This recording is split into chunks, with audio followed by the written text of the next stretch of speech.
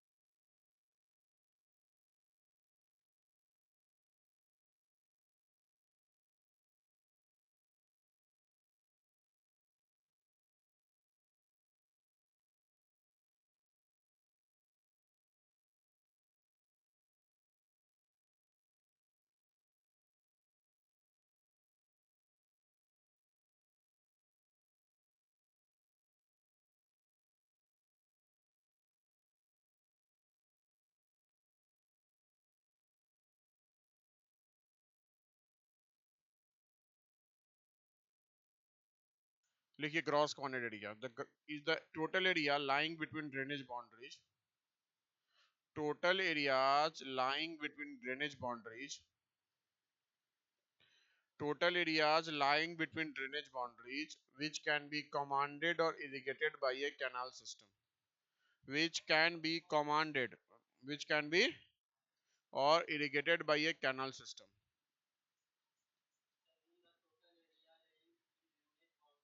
which can be which can be commanded or irrigated by a, which can be commanded or irrigated by a canal system, ठीक है ना, clear है। अब आता है cultivable area, clear है, CCA, clear है ना। अब समझिएगा कल्चरेबल कल्टीवेबल एरिया क्या होता है। मान लीजिए कि ग्रॉस एरिया है, क्या है, ग्रॉस एरिया है, उसमें क्या है, अनफर्टाइल लैंड है, क्या है, अनफर्टाइल बैरन लैंड है, अल्कलीन सॉइल है, लोकल पॉन्ड्स है, विलेज है, ठीक है ना। लेकिन वहां तो हम लोग नहीं कर सकते हैं, हम लोग क्या, कल्टीवेशन। तो वो एरिया क्या है, अनकल्चरेबल एरिया है, क्या है, अनकल्चरेबल एरिया है। तो जो रिमेनिंग एरिया जिसपे क्रॉस को सेटिस्फैक्टरी ग्रो कर सकते हैं उसको क्या बोलेंगे, कल्चरेबल कमांडेड एरिया। कमांडेड या कल्टीवेटेड भी बोल सकते हैं, कल्चरेबल कमांडेड एरिया भी बोल सकते हैं, ठीक है ना। सो एक तरह से इसको और नहीं बोलो, एंड ही बोलो, अलग ही अलग हो गया, दोनों अलग ही करो, एंड कर दो, एंड। तो culturable cultivable area, culturable sorry culturable commendable, commendable commendable मतलब कमांड दे रहा है कि आप यहां से जाइए, 10 लोगों को कमांड दे रहा है जाके हल जोतो। अब 10 लोग में कितना लोग हल जोत रहा है उस पर डिपेंड करता है ना, कमांड तो 10 को मिला। तो बेसिकली एक तरह से हम बोल सकते हैं कि जिस एरिया पे क्रॉप्स को सेटिस्फैक्टरी ग्रो कर सकते हैं, the areas on which crops can be grown satisfactorily, ये क्या है हमारा कल्चरेबल कमांडेड एरिया, क्लियर है ना। तो इसका मतलब क्या हुआ, जो ग्रॉस कमांडेड एरिया है वो कल्चरेबल कमांडेड एरिया और प्लस क्या होगा अनकल्टीवेबल एरिया, क्या हो जाएगा अनकल्टीवेबल एरिया। अब आता है हमारा कल्चरेबल कल्टीवेटेड एरिया। तो ये बोलता है कि उस एरिया जहां क्रॉप्स को किसी पार्टिकुलर सीजन या पार्टिकुलर टाइम के लिए क्या किया गया है, ग्रो किया गया है। So this is a part of this one culturable cultivable area, ठीक है ना। सो अगर कल्चरेबल सॉरी अगर हम कल्चरेबल कल्टीवेबल एरिया बोल रहे हैं तो area in which crop is grown at a particular time और crop season, area in which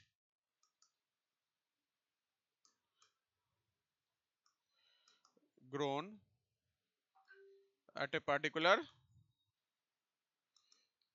time और क्रॉप सीजन, क्लियर है, समझ में आया। हाँ लिख लीजिए अनकल्चरेबल क्या है अनकल्ट अन क्या है अनकल्चरेबल कल्टीवेटेड एरिया, मतलब वहां आप क्या क्या कर रहे हैं हम लोग, या कल्चरेबल नहीं अनकल्चरेबल मत बोलो कल्चरेबल बोलो, कल्चरेबल अनकल्टिवेटेड एरिया मतलब वो कल्चरेबल है, that is a part of commanded area,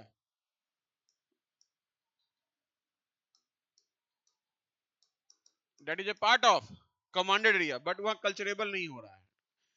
अब दैट मींस जहां हम क्रॉप को ग्रो नहीं कर रहे हैं ड्यूरिंग ए पार्टिकुलर सीजन, अब क्या क्या कारण है समझना मेरी बात ध्यान से।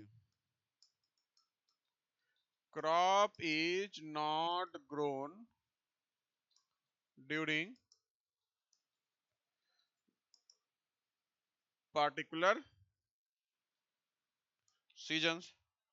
Crop is not grown during particular season, clear है ना। क्यों, इसलिए क्योंकि मान लीजिए आप बहुत ज्यादा कल्टीवेशन कर रहे हैं, इंटेंस कल्टीवेशन कर रहे हैं, बहुत ज्यादा कल्टीवेशन कर रहे हैं, तो फर्टिलिटी ऑफ द सॉइल हो सकता है क्या हो जाए हमारा, अगर आप इंक्रीज करना कराना चाह रहे हैं तो इंटेंस कल्टीवेशन कर रहे हैं, तो इंटेंस कल्टीवेशन से क्या होता है कि जो आप फर्टिलिटी ऑफ द सॉइल समय के साथ क्या हो जाता है कम हो जाता है, लेकिन टाइम एज ऑफ टाइम और टाइम बिंग के लिए तो ज्यादा हो गया, लेकिन जब वो क्रॉप्स का हार्वेस्टिंग हो जाएगा तो उसके बाद वो फर्टिलिटी क्या हो जाएगी उसकी घट जाएगी। सो हो सकता है कि in order to increase the fertility of the soil जो हमारा कल होके क्या हो गया रिड्यूस हो गया ड्यू टू इंटेंस कल्टीवेशन, तो क्या क्या हो सकता है इंटेंस कल्टीवेशन, क्या है इंटेंस कल्टीवेशन, ये क्या कर रहा है रिड्यूस करता है क्या फर्टिलिटी ऑफ सॉइल, क्लियर है ना। सेकंड क्या है हमारा, सेकंड है हमारा कि हम पैस्चर लैंड क्या कर रहे हैं एनिमल्स के लिए प्रोवाइड कर रहे हैं, आता है क्या होता है गाय भैंस घास क्या होता है खाता है, उससे क्या फर्टिलिटी क्या हो रही है वो क्या हो रही है अनकल्चरेबल बन रहा है, तो क्या कर अलाउ कर रहे हैं providing pasture lands for animals, providing pasture land for animals. उसके बाद क्या है हमारा नेक्स्ट, नेक्स्ट है कि हम लैंड को क्या कर रहे हैं possible danger of water logging से क्या कर रहे हैं रोक रहे हैं, ठीक है ना। तो हो सकता है क्या कि अगर आप वाटर लॉगिंग मतलब आप क्या कर रहे हैं वहां आप सर्टेन प्रिकॉशनरी मेजर्स ले रहे हैं ताकि वाटर लॉगिंग एक्टिविटी को क्या कर सके हम प्रोटेक्ट कर सके। उससे क्या होता है हमारा कि वो जो जहां हमारा क्रॉप्स मान लीजिए वाटर लॉगिंग मतलब क्या हुआ जैसे मान लीजिए हम उस जगह पे बांध बना दिए, क्लियर है ना, क्लियर है ना,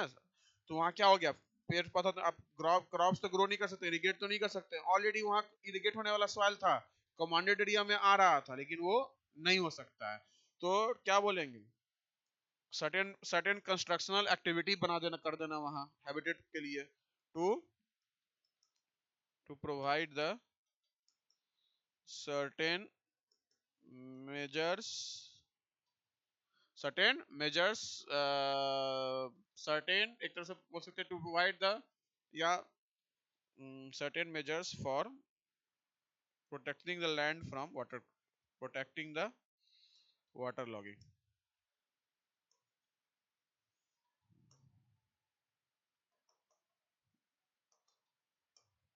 ठीक है लिखिए